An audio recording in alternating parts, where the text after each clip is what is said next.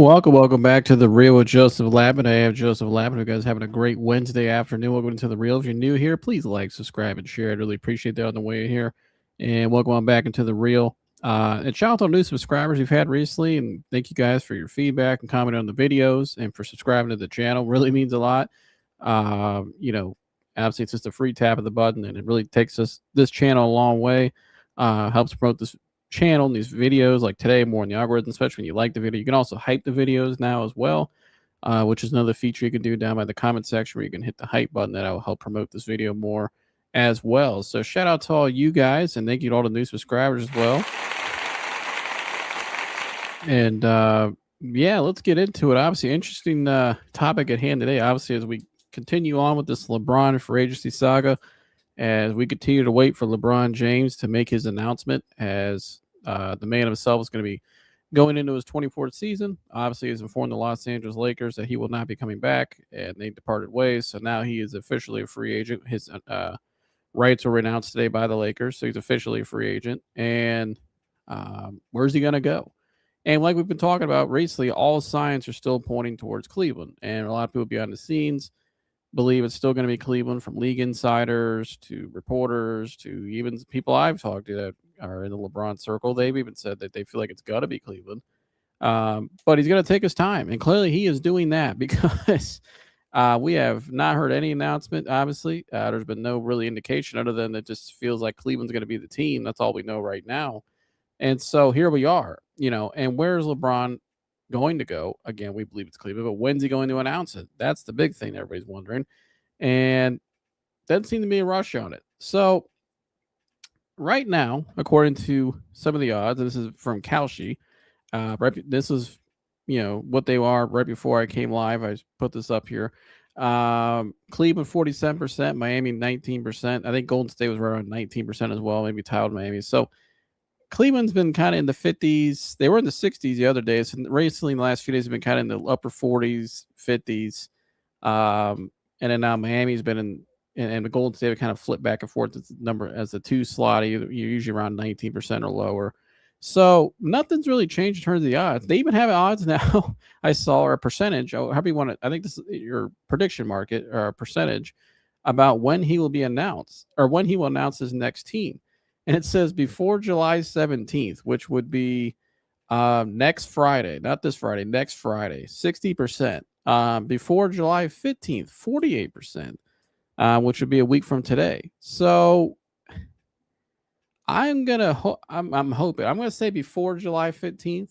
I'm hoping maybe by Saturday or Sunday he'll announce so we can finally get this all over with. But, they even have odds now again, or betting prediction odds on when he'll even announce it. So this whole LeBron James decision part 4 has really obviously taken a lot of twists and turns, and here we are. Now we're predicting when's he going to announce it, and I'm sure next to be how he'll announce it will be the next one. So a lot of twists and turns. Shams Charania went on ESPN today and gave an update on the latest on LeBron's free agency and where things stand with certain teams, and here's what he had to say. But as far as what is the latest with LeBron?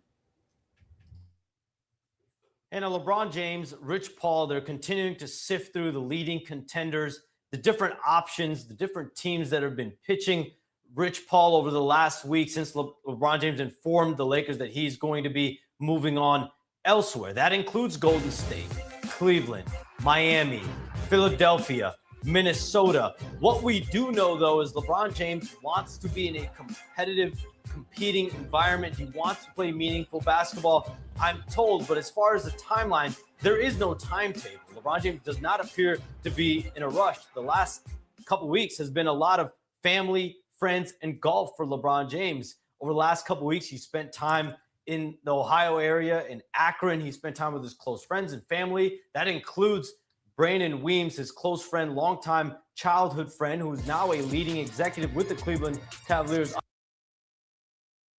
So that's the latest we've heard about LeBron. And there's another part to this I'm going to play here in a second. But again, the latest we know on LeBron is the Cleveland is still the favorites. And he listed 3 teams there. He listed Cleveland, he listed Miami, and he also listed the 76ers. Now, Bob Myers obviously went on Rich Paul's podcast today and kind of pitched to LeBron why Philly was the best team for him to go to and blah, blah, blah. I thought that was interesting that they, during this whole thing, he would have an executive from a team on that LeBron is reportedly interested in, and they're interested in him as well. And so, do I think Bob Myers, if he really thought he was getting LeBron, would I think he would have went on Rich Paul's podcast and pitched him like that? No. It'd be a hell of a Hollywood story. I can tell you that if they did, they're actually generating content for this documentary. Because mind you, LeBron right now, his camera crew is following around every day for the last almost month now. As it sounds like he's filming a documentary on his last run. And obviously, this is the big part of it. The free agency, where's he going to be? The whole thing. So, are they just adding content with, are they trying to generate stuff? We'll have Bob Myers come up here and have him kind of like pitch to LeBron and LeBron behind the scenes is going to, yeah, maybe that's something I'll consider. I mean, I don't know. Rich Paul also said on the podcast when Bob Myers said that no matter what Bob Myers says, and Bob Myers even acknowledged this, no matter what he says, it's not going to change or persuade LeBron's mind that he went on Rich's show and said what he said. So, because as we heard from Brian Windhorst yesterday, he thinks LeBron absolutely knows where he's going and that, he's just taking his time with it. And maybe there's more to it that we don't know. So, to me, Bob Myers going on Rich Paul's podcast doesn't really do anything for me. You heard the two teams there. Miami is one of them. Obviously, we just talked about the 76ers and then Cleveland. Now, Miami to me and Cleveland are the only two options in terms of if you want to talk about legacy, right? If you want to fit your career in a good legacy, because obviously you played Miami, you won 2 titles there. Everybody knows the Heat jersey number 6, that's LeBron, right? Cleveland, obviously, is Cleveland. It's 23 wine and gold jersey. We know that's the most iconic LeBron jersey. But, Miami is an interesting option because, again, you're familiar with the coach there. And honestly, from a basketball perspective, if I talk about coaching, franchise, Pat Riley, Eric Spoelstra, defense, right? Great culture. Miami might clear all these teams. I would say they do clear all these teams. I think they probably have the better coaching. They have the better, obviously, Pat Riley's Pat Riley.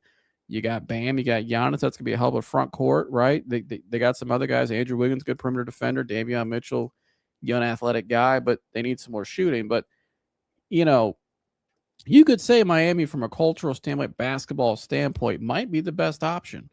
But do I think LeBron, in my opinion, and this is just me, do I think LeBron would end up in Miami? I don't. And I've shared for some of the reasons why. Because, again, I just go back to the way some of the season ended in 2014 his last year there. I don't think him and Pat Riley were seeing eye to eye. And I've shared the stories the other night about, not just the infamous cookie incident everybody knows where they took his cookies off the plane, but also I heard there was a time where LeBron last season wanted more tickets for a game. Each player got a certain amount of tickets for a game. And, he needed a little more one night. He had people coming and he couldn't get extra tickets. And Pat Riley said, well, you want more tickets, get some off some of your teammates if they got extras. I'm not giving you any. LeBron didn't like that and, made it known to D Wade. D Wade, I heard of it. The story was that allegedly that he gave him some of his tickets and that kind of, squashed it. But LeBron went to Miami because of he wanted to learn how to win. It was the best opportunity to go team up 2 All-Stars at the time, but also because of the relationship with Dwayne Wade. D Wade was the mediator a lot of times in Miami, right? And LeBron wasn't happy after the incident, and some of the other incidents after that. You've heard stories his teammates have told. I thought Michael Beasley told the cookie story the best recently. How LeBron hurt when they took his cookies off that plane. He made it known he was not happy and that he probably wasn't coming back. So, then there was the meeting thing that happened in Vegas, the whole thing. So, listen, I know Pat Riley said in the past he'll leave the key under the mat and everything like that. But do I think Pat Riley and LeBron really will coexist again? No, I don't. And I thought Dan Le Batard said it best the other day. LeBron, he's a superstar athlete, and when he's had different privileges in Cleveland and LA. In Cleveland he could do everything he wanted, and in LA, Genie Bus, made sure LeBron was taken care of. In Miami, he didn't have those type of preferential treatments. Let's just be honest, he didn't. So I think that's not something LeBron really wants to go to. I'm sure that from a basketball standpoint, because of the relationship in the past, who they used to play, he used to play there, the whole thing, it adds more nostalgic. It's like a place he can go to, right? So again, I think a lot of this to me is them trying to make this thing like it's a whole thing. Like, oh, this team is considering LeBron, and he's interested in them. He's deciding between Miami, Cleveland, and Philadelphia. But to me personally, and when I hear Brian Windhorst say LeBron absolutely knows where he's going, I think in my personal opinion, this is just my opinion. I could be proven wrong, and I'll come out here and say, man, he surprised me. He was really decided. I don't think LeBron came into this process not having an idea where he wanted to go to. I think LeBron is just having fun, taking his time, and quite honestly, if you know where you're going, why even rush it? You could say, well, why not just announce, get over with? Maybe there's something else going on. Maybe LeBron's trying to add more to where he's going. And I'll get to that here in a minute, right? But Brian Windhorst spoke on this a little more on a podcast or on a show. I can't remember the name of the show. Give me 1 second. What is this? No, this is from Heat Central on Twitter. From Sports Daily, Brian Windhorst on Yahoo Sports. He went on their show today, and here's what he had to say about LeBron's free agency. I think one of the things that is going to come down here, I think that LeBron's going to have to decide is how much he cares about what people will think if he goes to a team that he's never played for before. Basically, if he chooses somebody besides Cleveland or Miami, because Cleveland and Miami, it's a very clean decision. It makes sense. Both of them have cases. Both of them he has familiarity with, etc. It's a clean decision. Does he want to deal with in his life what the reaction would be if he, went to Philadelphia or Minnesota or Denver or something like that, where it would sort of be a completely new place and he would have to create all kinds of new ties and learn, new routines and also deal with the, people, calling him a ring chaser or what have you. I think that's an extra layer that he's had to grapple with. I think he absolutely could do it. I don't think it's like a reason he would say no, but I do think that, Cleveland and Miami are in their own category because, to this day, he repeats Miami Heat mantras. Like when I listen to him and watch him play and hear him talk and everything, you feel the Miami Heat part of his basketball DNA. And of course, Cleveland, he's been there twice and he's been living there in the off season and things like that. Like that's his home. It's a no brainer. Those two are, I think, simple, clean ways to go about it. If he goes outside of that, it requires just a little bit more complication and probably a little bit more of a Rubicon he's got to leap across. And so that is probably part of it. But when he entered into this process, when he said, I don't want to be a Laker anymore, and that went public, he obviously had an idea of the direction he was going. He didn't go into it blind. He doesn't go into anything blind. He doesn't go into a possession blind. He doesn't leave his feet during a game without having a pretty good idea and what his options are, plan A, plan B, plan C. That's how he's always operated his whole life. So that's how I assume he's approaching this decision. And so that was Brian Windhorst, courtesy of Yahoo Sports. Shout out to my guy Wally, the chat. Good to see you, bro. My fellow Akronite. He said Jared Allen needs to go. Wally, you've been saying Jared Allen needs to go as long as I've known you. We've been talking ball on YouTube, but maybe Jared Allen will go. I don't know. We'll get to more on the Cavs in a minute, what they could be up to, because I know you text me something too before we went live about James Harden. I thought was interesting as well. But shout out to Wally. But thanks for tuning in as always, brother. But going back to what he said there, Cleveland and Miami are in their own category, right? He said Cleveland and Miami, they're in their own category because of the legacy side of it, right? He played for Miami, played for Cleveland. It's a clean slate, right? He can go there and it's like, okay, you're going back to where you played before. I named some of the reasons why I don't think he's going to go to Miami before I obviously played that video, and I stand by those. But one thing about LeBron too, I've always thought about this, if he goes, let's say he went to Golden State per se, right? He went to Golden State. Draymond's always worn 23, right? Now, that 23 is going to get retired in Draymond Green's name and Warriors legacy. And you can't wear number 6 because they retired number 6 for Bill Russell in Golden State. And even if Draymond switched number 32, it's still going to be Draymond's number when he gets retired. And if they don't win a championship, which I don't know if they would because they're really old,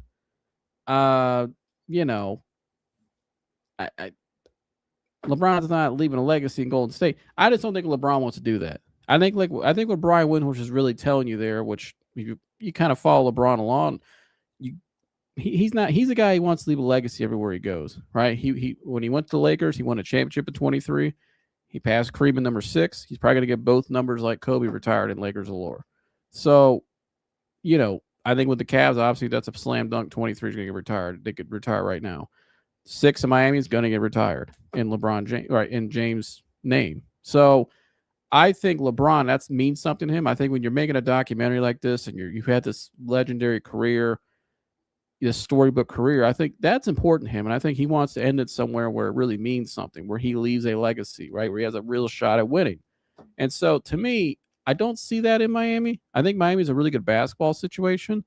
Offensively, they had to get more shooters around them and probably get a guy to, I'm be honest with you, I haven't watched a whole lot of Miami Heat basketball recently other than when the Cats play them or if they're on national TV. I know they have some decent players. Obviously, they just added Giannis. I know Bam's very good. Andrew Wiggins I know pretty well. But Davion Mitchell, nice player. But did they have a guy, though, that can create their own shot in crunch time, right? That Giannis and LeBron could get to a guy who could pull up from 3, create his own shot, right? Guys like Donovan Mitchell who have that capability. What he had, when he was in Miami, he had D Wade. When he was in Cleveland, he had Kyrie, right? And so I think LeBron really does best with that kind of guy next to him. At his age now, still playing at a very high level, I think he needs that next to him. That's where I think Cleveland, you got a guy in Donovan Mitchell who has the capability of doing that. To me, that makes sense. And so where Miami, from defensively, they would be elite. And they will be elite even without LeBron. And the culture, like you said, the Miami mantra, the whole thing, LeBron, like Dan Gilbert said, like LeBron said when he left here in 2010, which was 16 years ago today of the decision,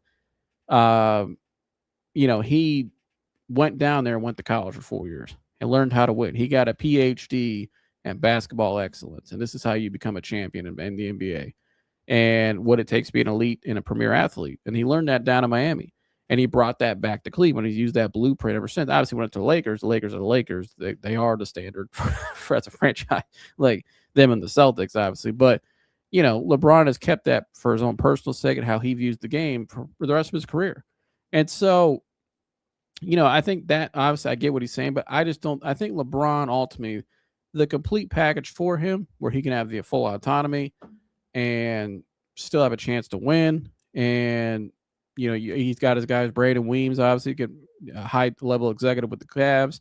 Romeo Travis now, his childhood friend, from high school, on the summer league coaching on the summer league coaching staff we saw, right? So everything all points towards Cleveland. And you hear the reports of teams around the league trying to sign LeBron, like Miami and Philly and the Warriors. They believe Cleveland is the team to beat.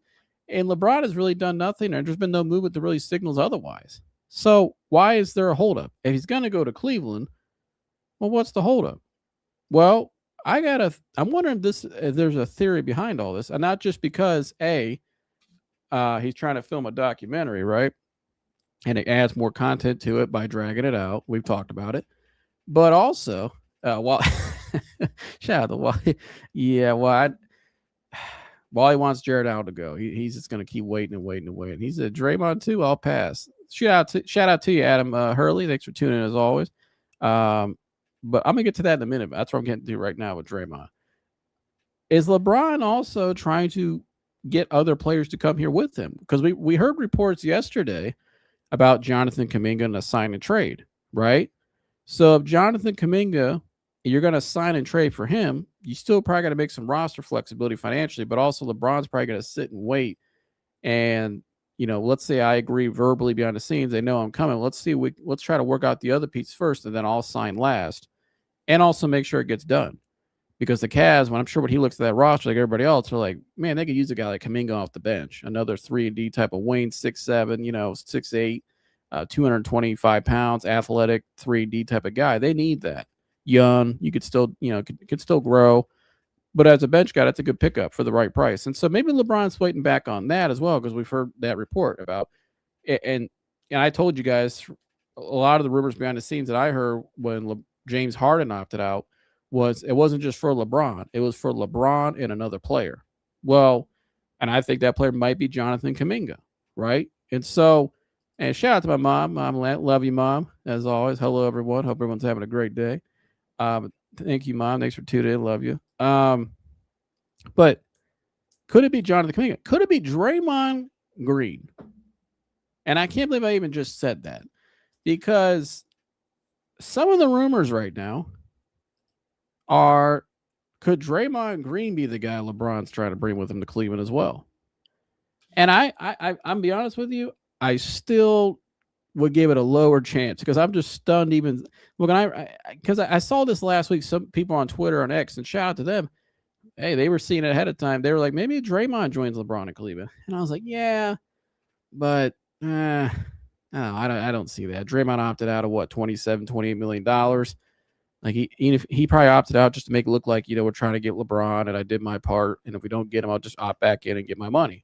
Which, again, I think when Draymond opted out of that contract, it wasn't just to help them get LeBron possibly, but also it made, in that time AD when that happened, but also I'm sure he made sure when he opted out that when if we don't get these guys, I'm still going to get taken care of. You would think. Maybe not. What if the Warriors are saying, hey, this is our last shot with Steph. Draymond, we don't know if you're worth $20-something million anymore. Obviously, you meant a lot to the organization, but we got to try to, we're kind of restricted now in this, second apron era, the apron era and all this stuff. Like, we were kind of restricted what we could do. Draymond, maybe, what if the Warriors said, hey, Draymond, if we get LeBron and AD, obviously we'll take care of you. If we strike out, though, maybe we should reconsider moving in another direction. Now, why is this stuff really trending in the last 24 hours? Because in the rest of that report I played from Shams Charania, where I paused it, I'll play the rest now. Here's what Shams said LeBron and Draymond are up to this week. Cavaliers under president of basketball operations, Kobe Altman. And so the golf, the family and friends time, that's continuing this week. Another friend he's going to be spending some time with, my understanding, is Draymond Green. Draymond Green also is a free agent right now. And remember, he declined his $27.7 million player option to try to give the Warriors increased flexibility to go after LeBron James as a free agent, potentially bringing in another co-star like an Anthony Davis as well. We'll see what happens with that pursuits, with those pursuits over the coming few days and weeks. Now, he mentioned there Draymond opted out because obviously trying to get LeBron and AD. He mentioned at the end there. But he also said that the big thing there was LeBron and Draymond are going to be getting together this week. And so right now, I don't know if LeBron's still in town here. And I'm not going to speculate where I think he is from other people around him who are posting stuff, but I know he's golfing somewhere today. I'm just not sure if it's in Ohio. Maybe he's somewhere this week where he's meeting up with some guy. I don't know. But I find that interesting because, to me, the only way the Warriors were ever getting LeBron, it sounds like, is if they got Anthony Davis, right? Well, the latest report today that I read, if I can find it right here, give me 1 second. And this is from Shams Charania. And at the top of this article here, this is from MSN.com. It says Warriors out of LeBron James sweepstakes after bailing on Anthony Davis trade, per report from Ricky O'Donnell.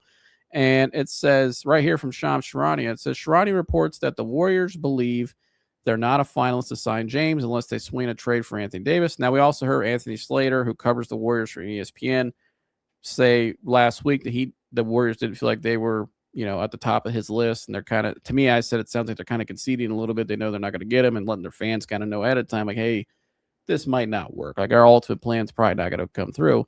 And a lot of it is because the Wizards also, I don't think they think, and I'll read the rest of it right here. The Warriors need to land Davis to sign LeBron, puts the Washington Wizards in a position of power. And right now they're using every ounce of leverage in the Davis trade discussions. Washington reportedly wants Jimmy Butler, multiple first-round picks, and multiple first-round swaps, and multiple second-round picks from Golden State for Davis. If they can't do it, LeBron is likely to sign elsewhere. And so, again, it's last week it was shot down immediately that it was very unlikely that the Wizards, remember, they said they're not trading Anthony Davis at all. Now, I think the only touchable player in Washington is Trae Young because they just paid him his money, right? Anthony Davis, I believe, is not untouchable, but the price Golden State wants to give them, which is Jimmy Butler and a couple first-round picks, is not enough. Jimmy Butler, 36 years old, coming off an ACL. He's older. He's coming off an injury, not going to be available till midseason. And, you look at the Wizards now, they're kind of building a team where they think maybe they can compete to get in the playoffs next year from where they have been. I mean, they had the number 1 overall pick. They got A.J. DeBonsa, great pick. They got Trae Young locked up. They got AD. They went out and got DeAndre Ayton, right, who's a center, which AD wants to play next to another 7-footer. They then made a splash. I don't know if you call it a splash, but it's an older guy. They went out and got Chris Middleton in a trade and paid him yesterday. So it's kind of like their moves signaled to me they're all in on trying to make this thing work with what they got and trying to be a little competitive in the East. I don't see where AJ DeBonsa, he's going to play. He's the number 1 overall pick. He's a 3. They just went on and got Middleton. They're going to pay him. He's going to start. So you got those two out there. And then you're going to assume your front court is going to be AD and Ayton. I don't think they're setting themselves up to bring in Jimmy Butler. And so I don't see that trade happening. And I think if the Wizards were to trade AD, they could probably get better offers than that even in terms of bringing a player back, but also that could help them now. But also, that would also be the big part of the deal because most teams are not giving you multiple picks for Anthony Davis. If the Warriors made that trade, they would be foolish to give up multiple first-round picks, multiple first-round swaps, you basically get up their whole future for Anthony Davis, who one healthy, high-level player, great player. But again, the best ability is availability, and he hasn't checked that box consistently at all his whole career. So why would they do that? Especially when Steph's probably got 2 years left, 3 years left max. That's just stupid on their part, I think. And so even if you got LeBron and AD with Draymond and Steph, I don't think nobody would pick them to be the favorites in the West over San Antonio and OKC and maybe not even Minnesota. Younger teams, like, again, the names on paper look great, but they're old. They would be the oldest team on average, I think, in starting 5 maybe in NBA history. I mean, that's Golden State, not Golden State. So I don't see that happening. And again, I don't. LeBron, going back to the report from Shams Charania and from Brian Windhorst, the Warriors are even in his top 3 right now. So that's what's being reported.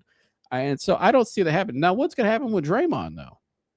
Why, LeBron meeting up with Draymond this week, is he trying to, if LeBron knows where he's going, like Windhorst said, and all signs are indicating and pointing towards Cleveland, is LeBron trying to get Draymond, his clutch brother, to come here with him? Now, Draymond Green, I listened to this podcast. Remember when he opted out of his contract and everybody went berserk? And they said, the Warriors are going to try to get LeBron and AD. And everybody went crazy that Monday. Like, it's happening. And LeBron's driving around in his Hummer or whatever, I think his custom Hummer around Akron, saying cruising through my city and like acting like nothing was going on. And I didn't even react to that day because I'm like, this is all BS. But, Draymond put a podcast out that next day.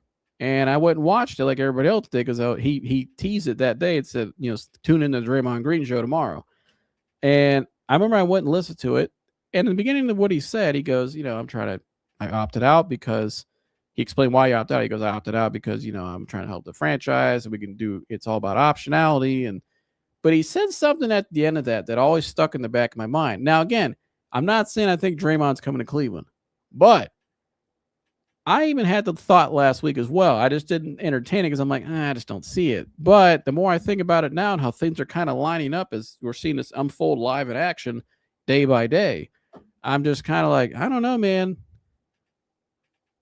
I'll play the clip. This is about a couple-minute clip here, so it's going to be a little long. But this is when Draymond discussed why he opted out of his contract. And in the beginning, it's a lot of just, stuff you would expect him to say about the Golden State Warriors. I've been there a while, but wait till he gets to the last part of his statement here in a couple minutes. I found this kind of interesting what he said. It's almost like he left the door open. Here's Draymond on his show. That brings me directly to my player option. And, for me personally, I'm always willing to work with the team on whatever is best, especially at this point in my career. So my decision to opt out was for a few reasons. As you all know, I've always taking the approach of working with the organization. I've been in one place for 14 years. It's more of a family to me than anything. You're talking people I've built relationships with over the course of the past 14 years. I view Golden State more like Michigan State. Like it's more like an alma mater for me, as I've been somewhere for 14 years. So when in a position to try to help better our team, to try to help better this organization, I am always intrigued by that route.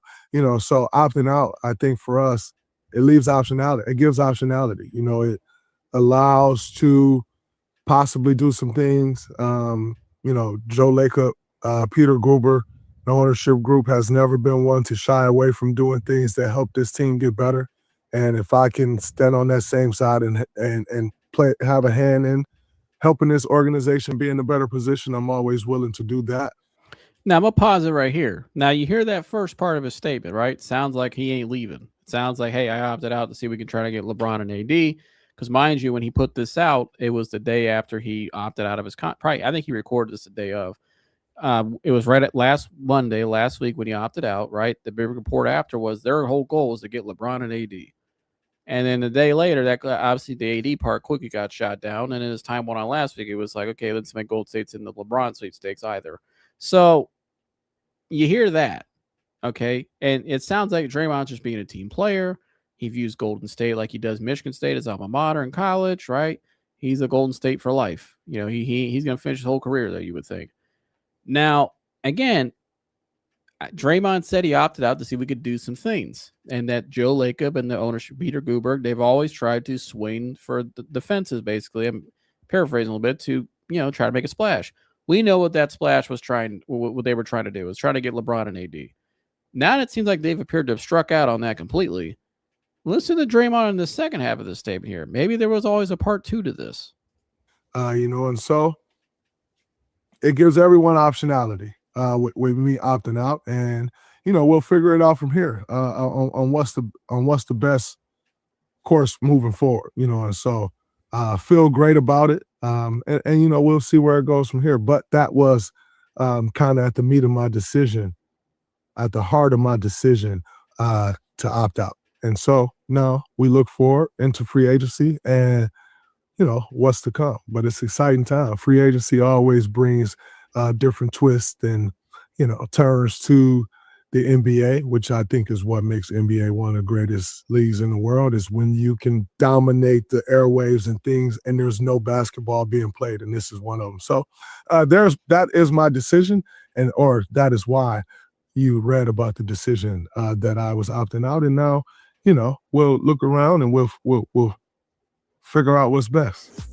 We'll look around and we'll figure out what's best. He kind of, to me, I don't know about you guys, but that second part to me, it's almost like the first part he mentioned why he loves Golden State and it'll always be my alma mater, blah, blah, blah. I opted out maybe let's say the first reason why I opted out was see if we can get this plan executed first for LeBron and AD. If that don't happen, then in the second part to me sounded like a guy that would say, hey, if we don't get it done, we'll see what happens. Maybe we'll discuss where we need to move on to from there. And so, again, Draymond Green to me, now that they're probably not getting LeBron and AD at all in Golden State, listen to the second part of that statement on the show the day after you opted out. Sounds like he, to me, was leaving the door open for a possibility that, hey, I may not come back as well. Like maybe it's, if we don't get the ultimate plan, maybe it's just best to move forward because they're probably not going to pay Draymond $27 million with just him and Steph running back with, Jimmy Butler. It's the same team. So they may try to say, let's look elsewhere, put money elsewhere, just, whatever, maybe just cut ties now. And so, because he's getting older, obviously. So to me, if LeBron's going to meet with Draymond this week, according to Shams Charania, and it doesn't appear the Warriors are going to get that ultimate plan done of LeBron and AD, that they've pretty much struck out on that, maybe Draymond will be on the move.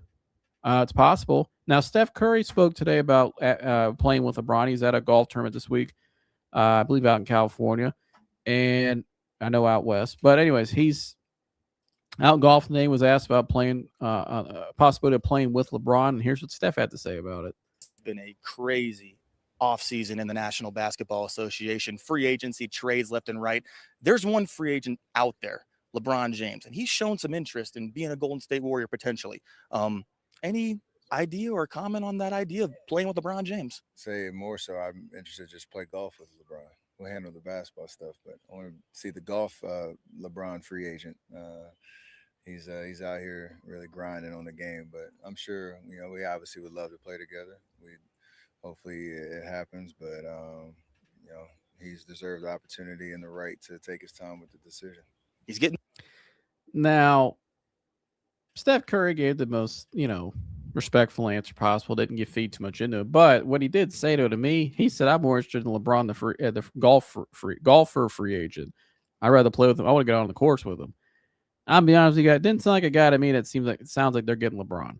I think Steph's just kind of like, it is what it is. I just inked up this deal with this massive deal with this, shoe company in China. I've won 4 championships. I'm the man in Golden State. I always will be. Like, I don't think Steph really cares, to be honest with you. He didn't sound like a guy to me though that was convinced that LeBron's like coming there. Like, yeah, maybe we'll talk about it if we do. But we have admiration for each other, blah blah blah, respect, all that. But didn't sound like a guy to me that feels like they're getting LeBron. Just keeping it a buck. So you look at all that, right? And I explained the Draymond side that maybe he's on the move now, and maybe LeBron now is trying to get Draymond to come to Cleveland possibly.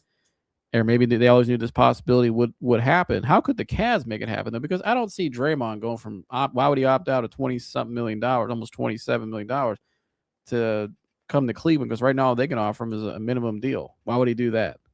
Well, he wouldn't. He's not that stupid, right? He's going to get his money. How can the Cavs, though, create his money? Because if LeBron is willing to take the minimum and Harden's willing to take less money to get another player, let's say they get Jonathan Kuminga, who played with Draymond and Kenny Atkinson in Golden State, right? How can they make the extra money for in a sign and trade scenario? How can they make the extra money for Draymond in an MLE, let's say, like a $15 million mid-level exception?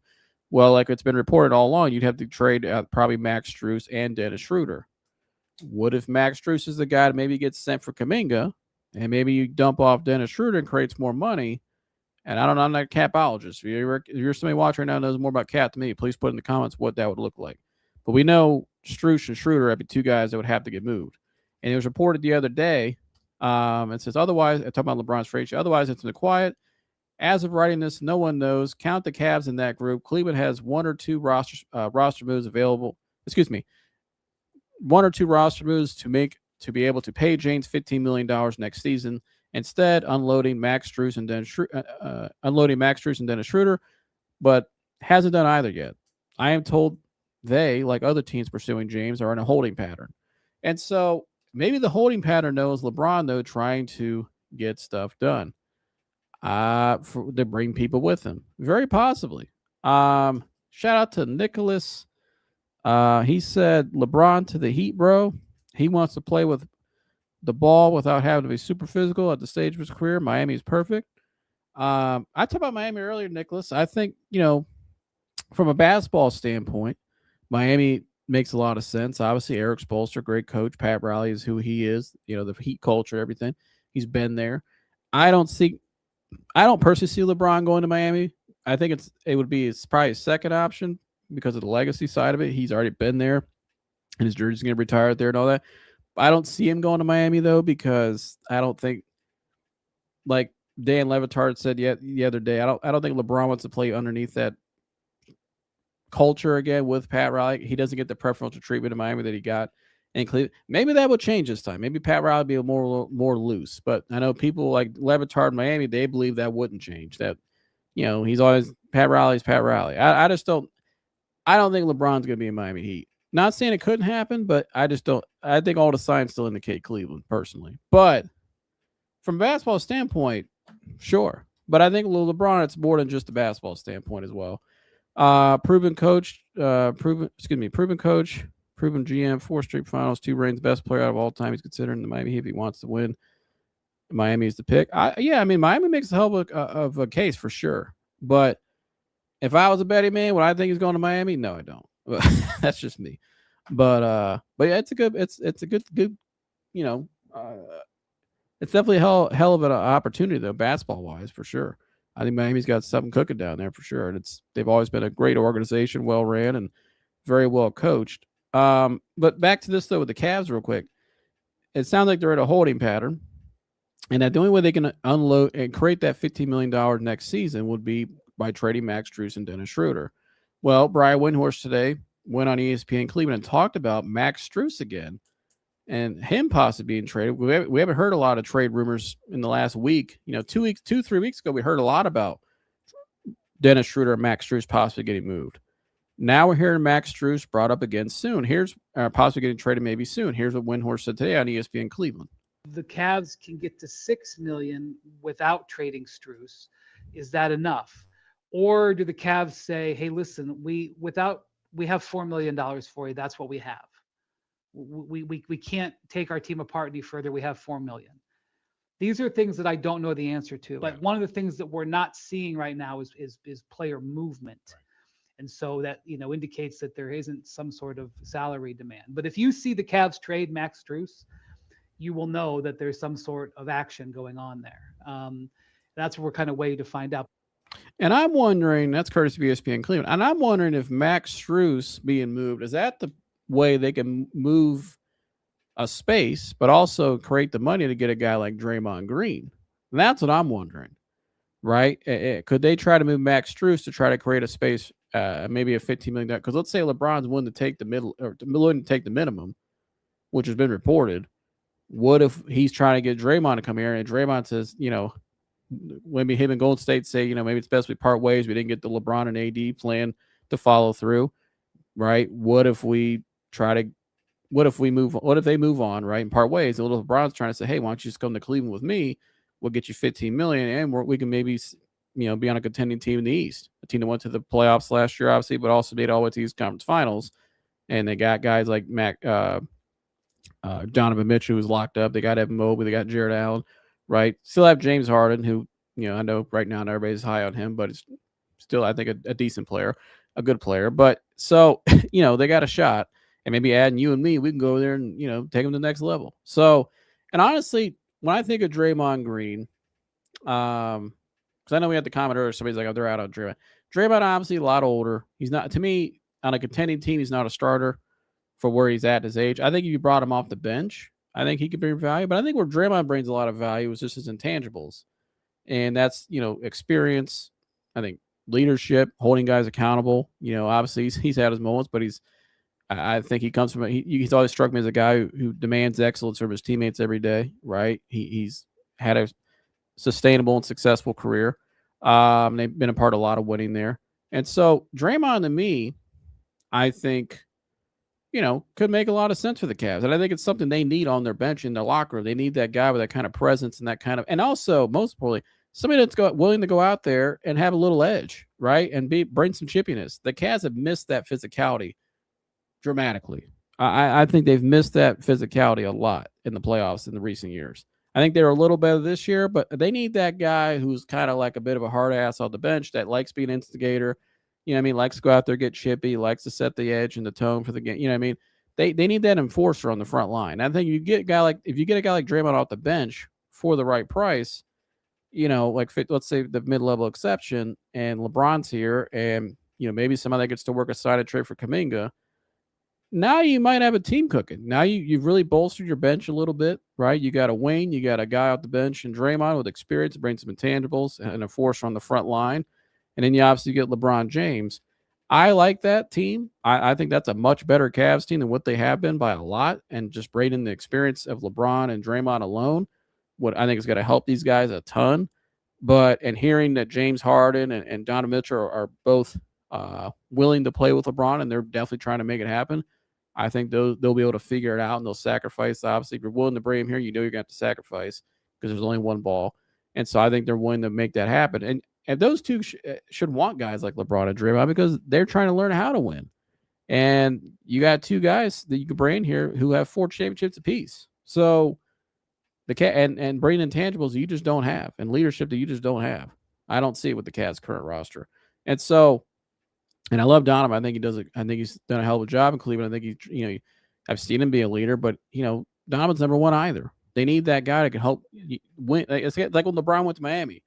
Like I said earlier, he went there. It was like his college. He had to go learn how to win, how to be a successful NBA player and be an NBA champion. He had to go learn how to do that. And so I think that's what the Cavs team need. They need those guys to come here, and that would be LeBron and Draymond.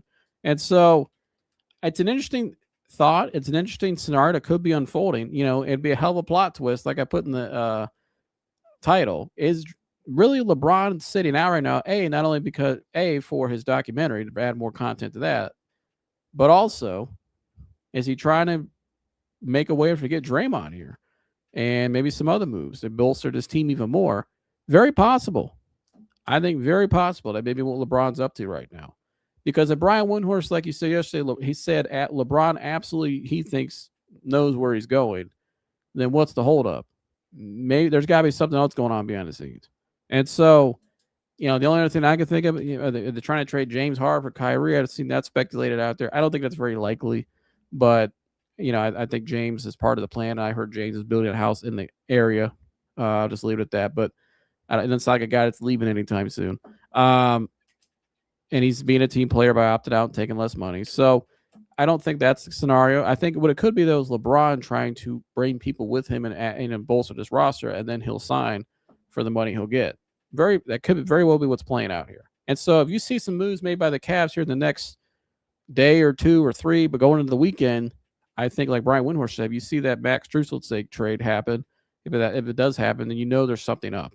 That there's going to be more player movement to follow probably after. They're making a move for some other moves. So fascinating stuff. Let me know what you guys think. Do you think, Draymond's even a real possibility to Cleveland? Because I'm not 100% saying I'm there. I was, 5% last week.